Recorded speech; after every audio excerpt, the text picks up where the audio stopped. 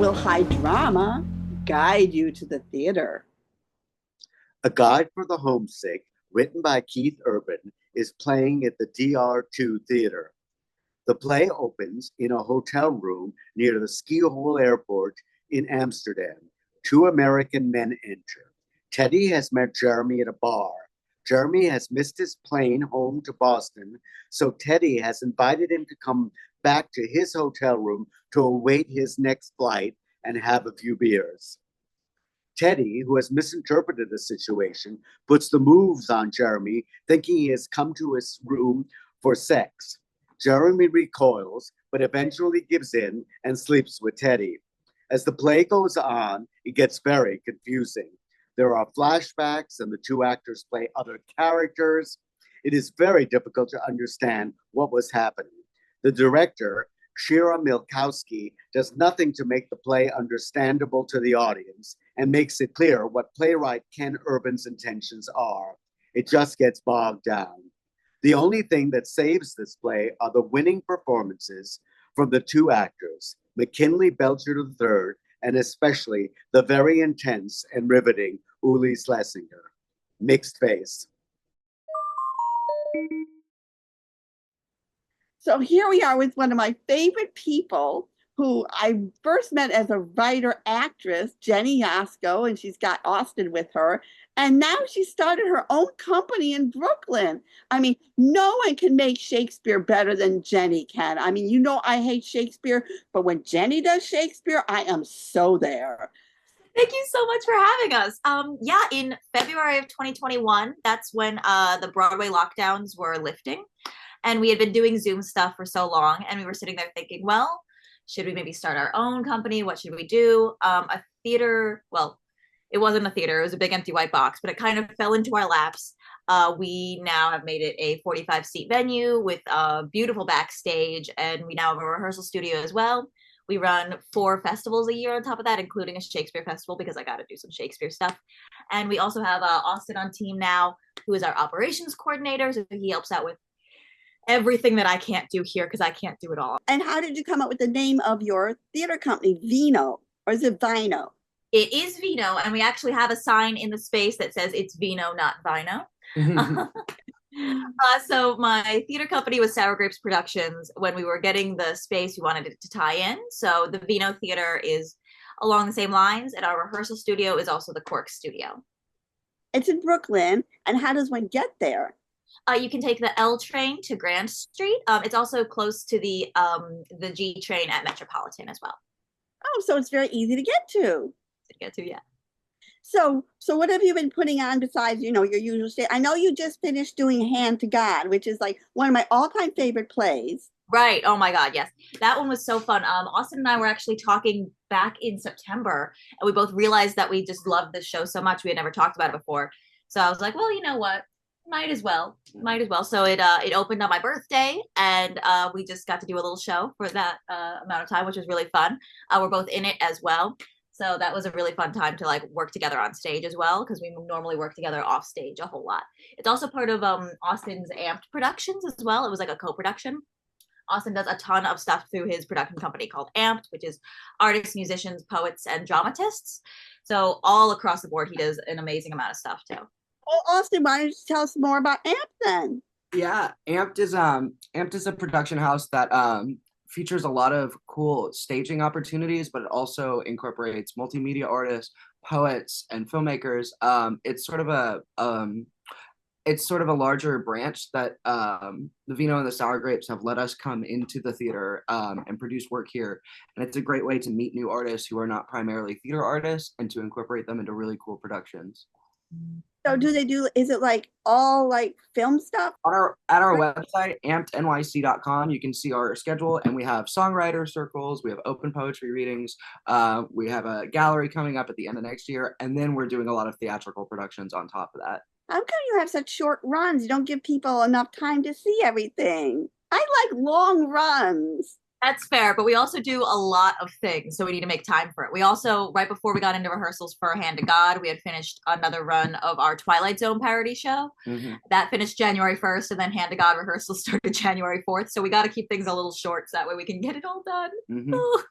Well, how do you pick the things you decide to do? It's hard to pick, so we kind of just do everything. You're greedy like me. Yes. So what's coming up after January 25th? Sure. So we have our short play festival that happens in February and August of every year, where the directors get 100% of the box office. The theater keeps nothing. It's our way of giving back to people who work with us a lot. And then March 1st through 6th, a musical that Austin wrote and I am directing is going to be going up at the Vino Theater called Happy Boring Life. Oh, and what's that about? Happy Boring Life is it's a it's a musical. It's about three young men in a band in Minnesota, and they moved to New York City to make it big. And they it's about growing up and how hard it is to actually do the artist thing. Yeah, it's produced with music from a real life band called the Shackletons, which is a Minnesota trio, and they have a lot of really exciting modern independent rock music. And so it's fun to put that into the musical, to make it a jukebox musical, but with non-traditional music. It's not 80s hits, it's not Broadway standards. It's like a completely new thing, and it really opens to a different demographic here in the theater community. Where did I just read something about the Shackletons. That's so funny. They're actually going to be coming up doing a North American tour. I believe they're going to be in Brooklyn actually in early February. So that may have been some of where you heard that. Oh, yeah, because the minute you said Shackleton, I'm like, oh, a light bulb went out. Like, I just heard about them. So I know about their existence. Hey. Oh, that's cool. Oh, so anything else you want to tell us about anything? Oh yeah, our clowning and comedy festival is going to be in May. Actually, a parody that Austin wrote about The Sopranos is going to be involved in that as well. I hope you give it an ending. Yeah, we're working on it. And then our Shakespeare festival, of course, this year's theme is Macbeth. So everyone's going to be doing different productions of Macbeth. I know. Spin around 3 times and spit, just to make sure. I'm very superstitious. Everyone knows it's so funny because I call it, the damn Scottish play or Mackers. And this press agent's young thing, she never heard of it before. So she got very offended that I'm saying damn Scottish play. And and then I had to explain to her about the curse and everything. And then she felt foolish. I'm terrible. But yeah, that's actually one of my favorite Shakespeare plays. I like that and Richard III, the only 2 I like. But yeah, I will not say the name. Will not. Because I've experienced the curse. That's why. Understood. I got really bad laryngitis that would not go away. Sent me in the emergency room. Couldn't talk. I mean, and there was no understudies in the play I was in, so it was awful. Yes. We've got Poppy here. Poppy. She's Poppy. Office. Yeah. Oh, they just named the baby hippo, pygmy hippo, Poppy. Because the mother's name is Iris. Oh, Google it. It's the cutest thing, just like your little doggy. Oh, anyway, anything else? No, I think that's it, but we're always doing cool new things. SourGrapesProductions.com is a great way to keep up with what Sour Grapes and the Vino is doing. AmpedNYC.com is a great way to keep up with what Amp's doing. And we both post about them on social media. So come out, support a show, be in a show. See a dog. See a dog. Well, eventually I'll have my knee back. And then, yes, everyone, I forgot to say, I'm back home. So eventually they'll give me the go-ahead to go outside. And I the theater again, which I can't wait for. Well, we can't wait to have you. Yeah. Well, good luck to everything you do in the future. Thank you. Thank you so much. Thank you always for your support and everything like that. We really appreciate you. Part of the Under the Radar Festival, Wakka Wakka is presenting Dead as a Dodo. It's written by Gwendolyn Warnock and Kieran Waga with help from the ensemble and directed by Gwendolyn Warnock and Kieran Waga. In the show, an incomplete male skeleton tries to dig up bones to complete himself. It's difficult since the greedy Bone King and his malicious daughter have amassed almost all possible bones. He digs up and becomes close friends with the dodo skeleton. The dodo spouts some feathers and returns to life. The skeleton would like to get to the land of the living and has many strange adventures along the way. We venture to the realm of monsters. The river Styx. We meet devils with a great song. You have to go down if you want to get up. Wakka Wakka is extremely inventive, and all their creations are eye-popping. 7 performers in sparkly black outfits assist and manipulate the incredible puppets.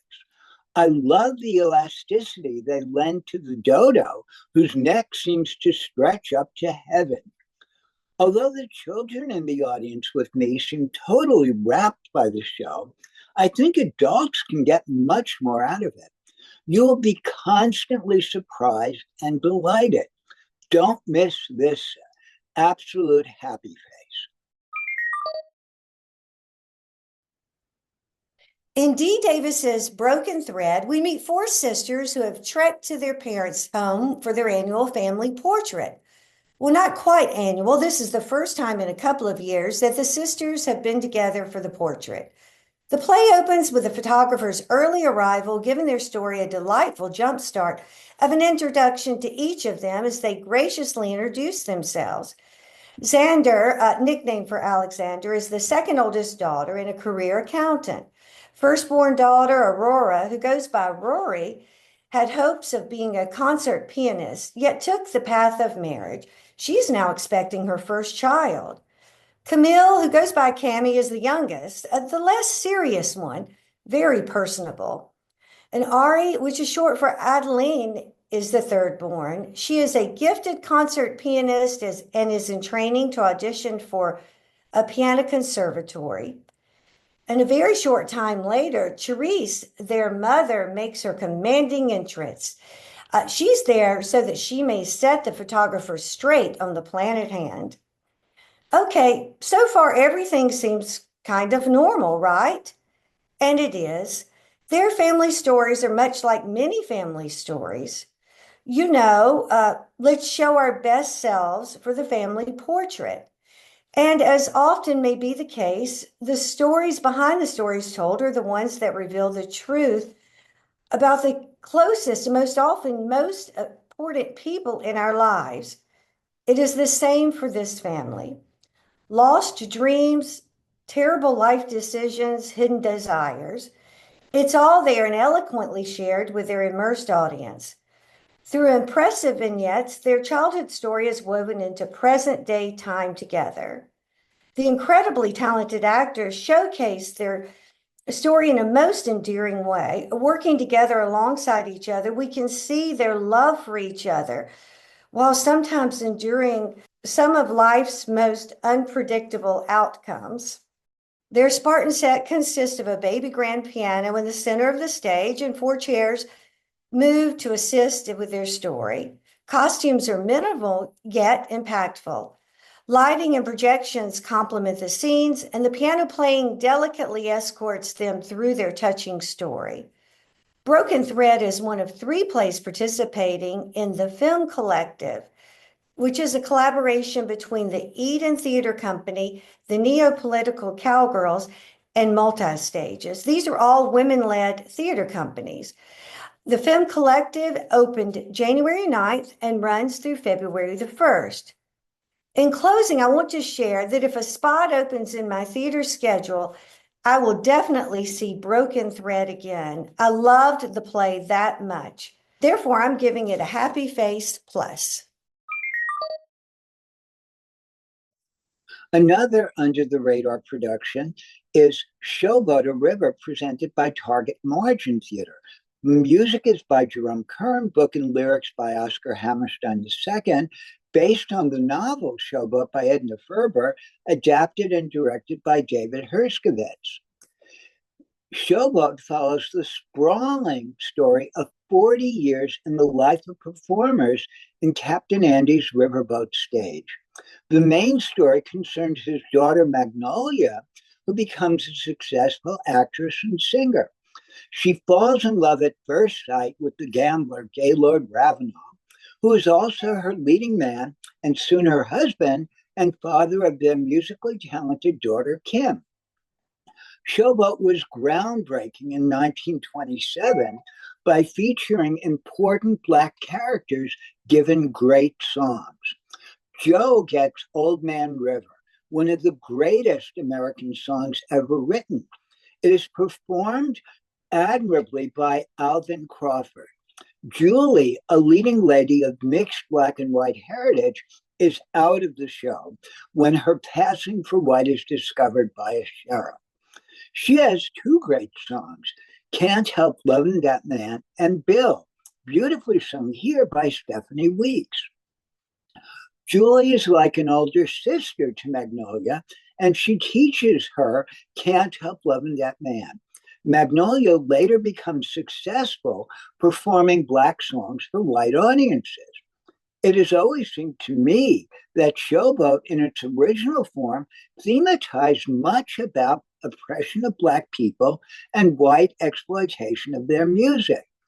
Target Margin's version has the white characters played by a racially diverse cast wearing sashes proclaiming their whiteness.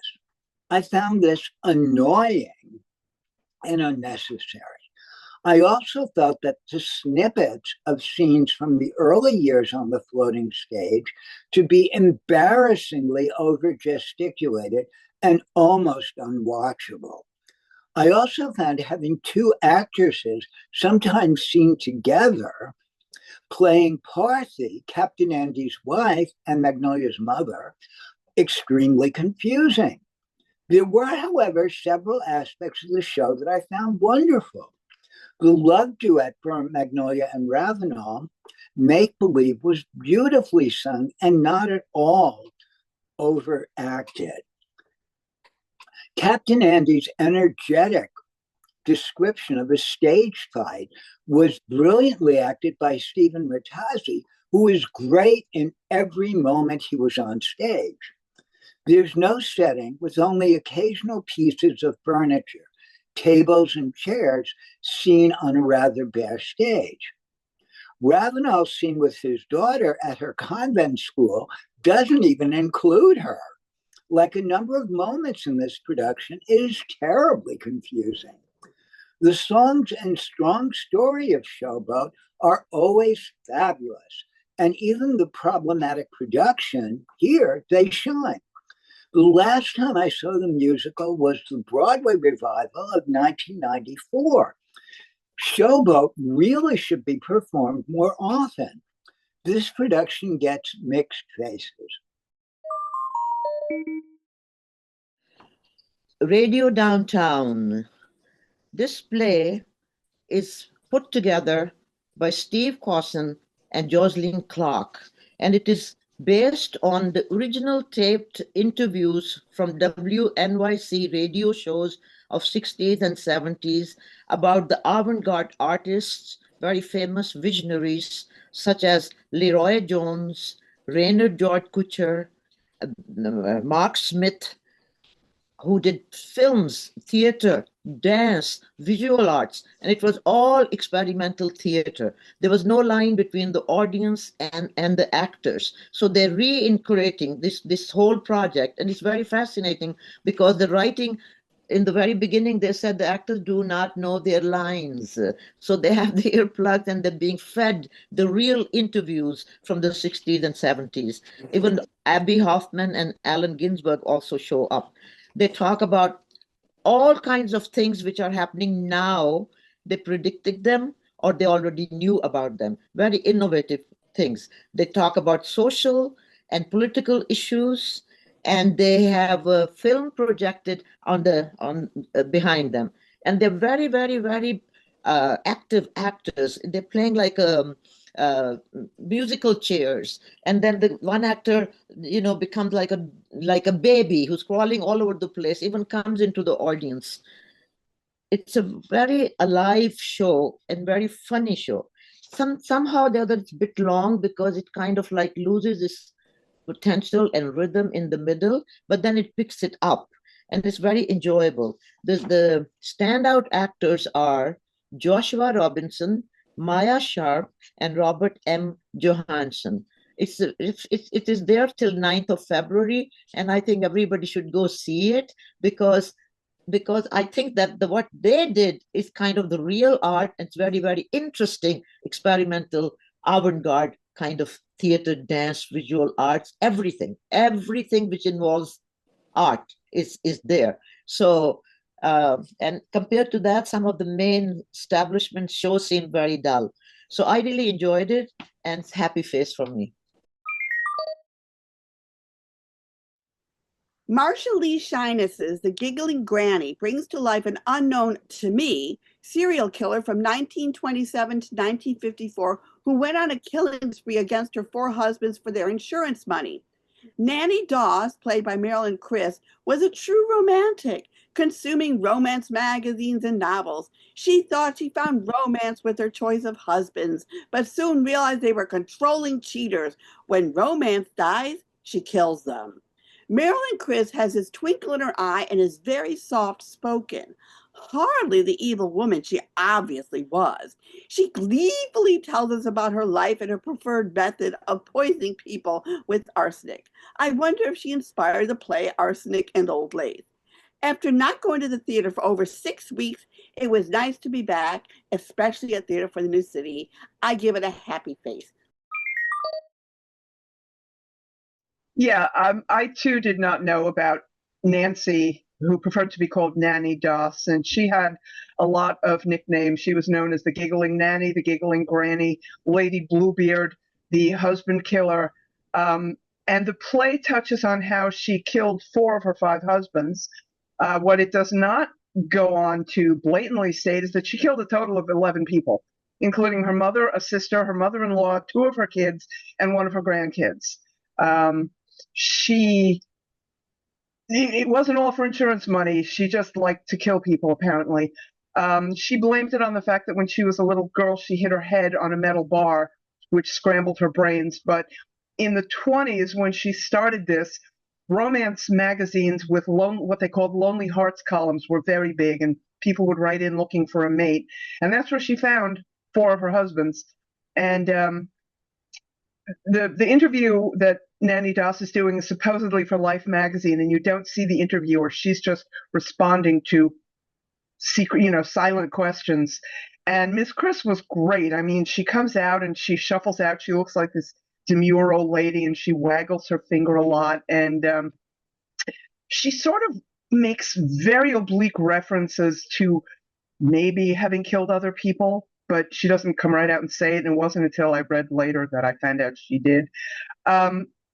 For a one-woman show, and I usually don't like one-person shows, she really carried the evening as far as I was concerned. And I would also give this a happy face, and I recommend going to see it. It's playing at TNC through February 9th. At the Torn Page Salon in Chelsea, you could see Rilke, the 1 million words experience by Ivan Muller, who's a Brazilian man who was teaching public school and came across a copy of Rilke's Letters to a Young Poet, and that inspired him. This is the first time he's performing it in English, and he sort of identifies a bit with Rilke, who was born in Prague, but had to speak German as the imperial language at the time. And Muller is doing this in English, which is the new imperial language. The advice that Rilke gave the young poet was basically to seek out the difficult and go deep within himself. Muller is a really interesting and charismatic performer, and I thought the show was quite wonderful. I hope you get a chance to see it. I gave it a happy face. Well, I'm back, and our next show will be February 8th, and there's lots of theater.